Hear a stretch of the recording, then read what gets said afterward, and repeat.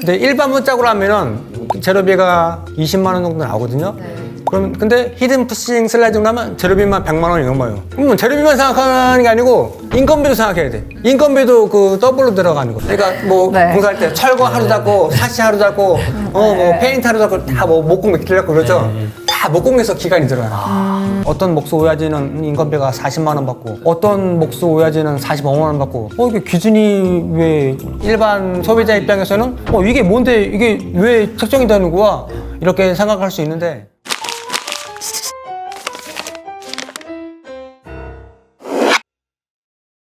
안녕하세요. 인테리어 업계 이면의 뒷이야기 인테리어 뒷담화의 호스트를 맡은 최종근 PD. 형님의 김소연 연구원입니다. 왜요? 아니 한 박자 쉬고 하시기를. 네, 연구원님 오늘도 저희 인테리어 뒷담화로 돌아왔는데 오늘의 주제 뭐일 것 같으세요? 일단 모르는 척하고 네. 한번 궁금한 척 해볼게요. 많은 분들이 이 인건비에 대해서 열띤 또 댓글창을 통해서 열띤 토론을 해주셨는데요. 그래서 목공이라는 주제를 저희가 선정을 했는데 아무래도 인테리어 하면은 네. 시공, 목공 네. 쪽 이런 주제를 좀 선정을 해봤어요. 그래서 오늘 저희가 또 그에 맞는 엄청난 좀 고인물을 네. 좀 저희가 섭외를 했죠. 대한목수협회 초대 회장직을 지내시고 현재 업력 약 20년의 오야지 목수 이박사 채널의 이태훈 목수님을 모시겠습니다. 어서 오세요. 안녕하세요. 유튜브 채널 목수 이박사를 운영하고 있고요. 대한목수협회 초대 회장직을 지냈고 이쪽 업계에서 한 20년 이상 일을 잘 하고 있습니다. 오야지라고 하면 되게 약간 나이 많으시고 오. 저는 그런 네. 느낌 생각했거든요. 네. 근데 전혀 그렇게 안 보이세요. 네, 사실 팀장님급들 제가 현장에서 봤을 때는 네. 좀 나이도 좀 있으시고 업력이 아무래도 있으시니까 나이가 좀 50대 이상이신 분들 많이 봤거든요. 50대 초반 맞습니다. 아 진짜요? 약간 수줍어 하시는 동안이시네요. 네.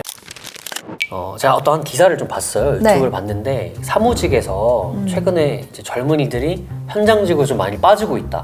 현장에서 보시기에 실제 좀 목수 분들 중에 청년분들이 좀 늘어나고 있는 추세인가요?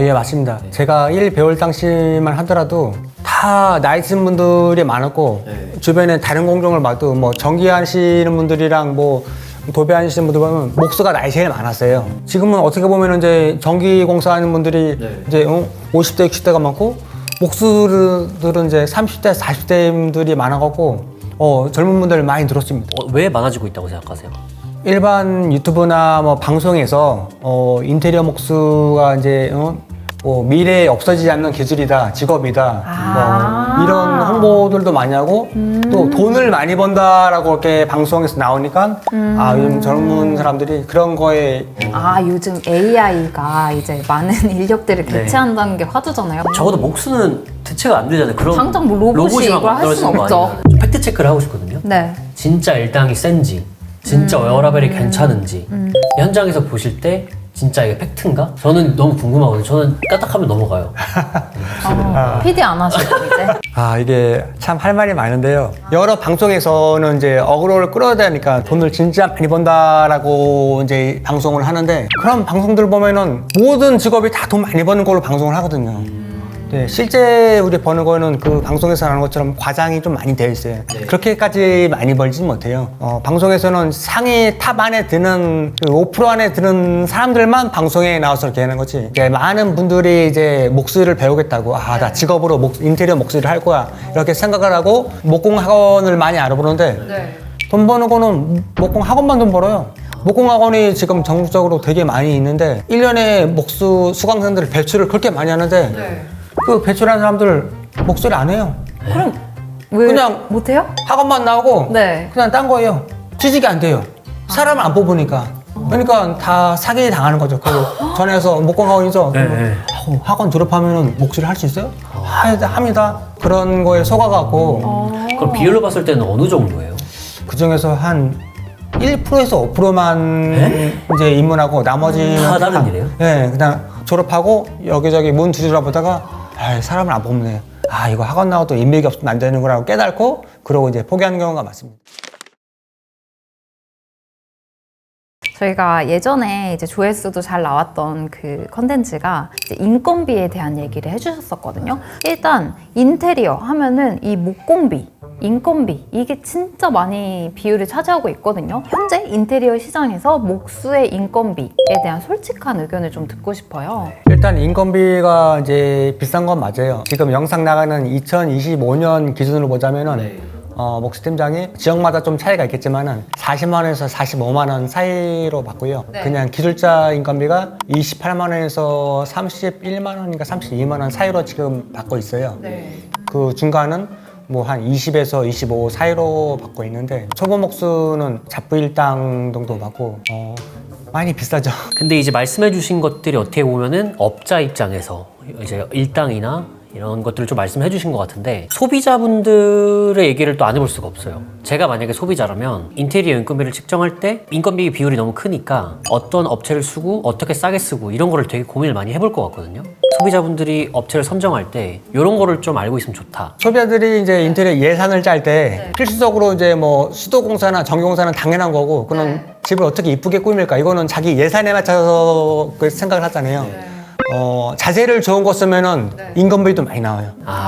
그래서 자재비가 1 들면 인건비는 2 나와요. 그래서 자재비가 100만 원이다. 인건비가 200만 원. 그래서 예산을 책정할 때 자재를 싼 거로 쓸지 비싼 거 쓸지 이쁜 거로 쓸지 예를 들어서 히든 푸싱 슬라이딩도 되게 이쁘잖아요. 근데 일반 문짝으로 하면은 재료비가 20만 원 정도 나오거든요. 그럼 근데 히든 푸싱 슬라이딩 하면 재료비만 100만 원이 넘어요. 그러면 재료비만 생각하는 게 아니고 인건비도 생각해야 돼. 인건비도 그 더블로 들어가는 거예요. 어려우니까 오래 걸리는 거예요. 그렇죠. 어려우니까 오래 걸리고 시공 방법도 되게 오래 걸리고. 그리고 또 새로운 뭔가가 도입이 되면은 그게 좀 이렇게 현장에 그런 시공 방법이나 이런 게 보급화되기 전이어가지고 그런 부분에서도 시행착오 비용이라고 좀 생각하셔야 될 것 같아요. 그래서 뭐 다 그런 건 아닌데 통상적으로 그 이제 인테리어 업자분들이 견적을 낼 때 그 견적을 하나하나 따지지 않고 그냥 그분들은 재료비가 100만 원이다. 그러면 인건비는 200만 원을 측정하고 그렇게 견적을 내요. 보통 그게 일반적으로 하시는 예, 거지. 일반적으로 인테리어 오래 한 인테리어 업자분들은 그렇게 해서 생각을 하니까 소비자분들도 내가 어떤 재료를 선택했으면은 인건비는 2배 정도 나오겠구나. 그리고 또 궁금한 게 질문이 많죠. 네, 그 궁금한 게 아직 반도 안 네, 됐어요? 너무 많아요. 그 일당으로 받으시잖아요. 왜 그렇게 애초에 산정이 된 건지도 좀 궁금해요. 건바이 건을 줄 수도 있고 아니면 시간제로 드릴 수도 있는데 항상 일당으로 좀 책정을 하시더라고요. 네. 전기공사나 페인트 공사나 타일 같은 경우에는 그냥 금액이 정해져 있어요. 근데 목공은 희한하게 일당으로만 거기 책정을 하더라고요. 이게 공사를 하다 보면은 공사해놓고 보니까 조금 안 이뻐.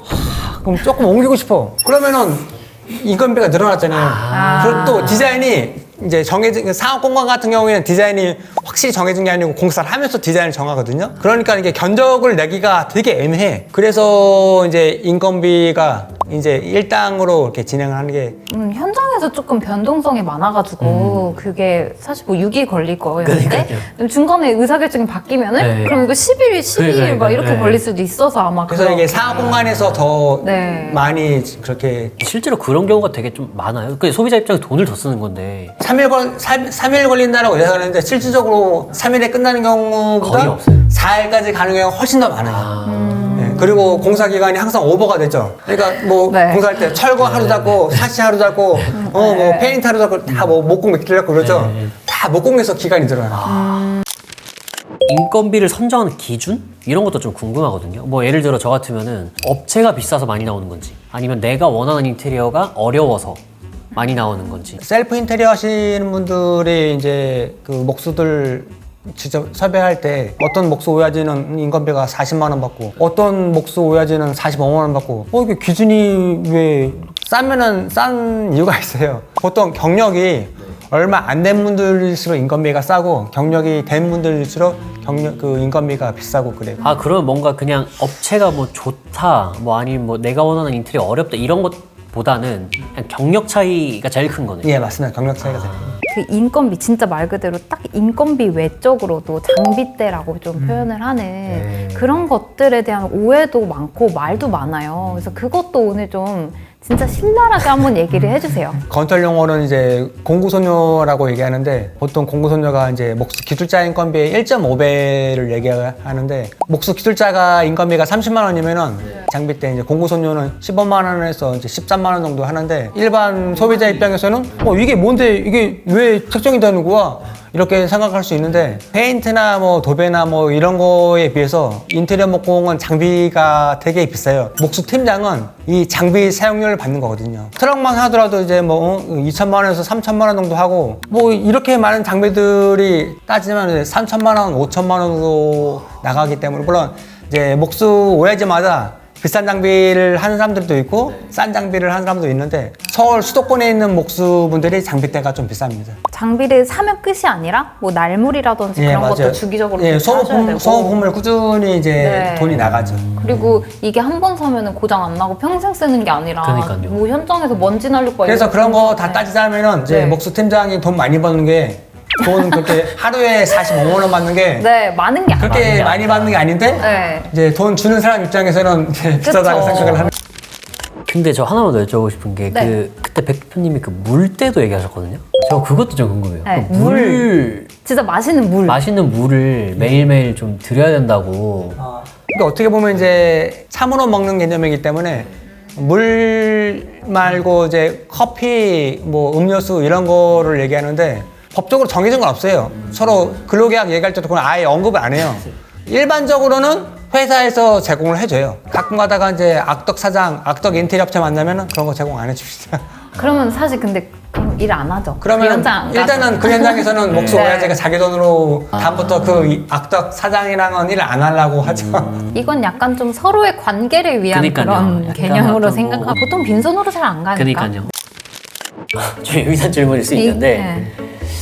농땡이 편다. 아, 네, 쉽게 말해서. 그러니까 그런 어떤 좀 편견 아닌 편견? 글쎄 한 5일이면 끝날 것 같은데요? 그러고 실제 막 6일 걸리고 7일 걸리고 그러면은 소비자들은 미치는 거 돈이 그만큼 나가니까 목수 팀장이 일 늘리라고 계획 세우죠. 그러면 귀신도 몰라요. 그러니까 작정하고 속이려면 네, 귀신도 진짜 몰라요. 귀신도 속이는.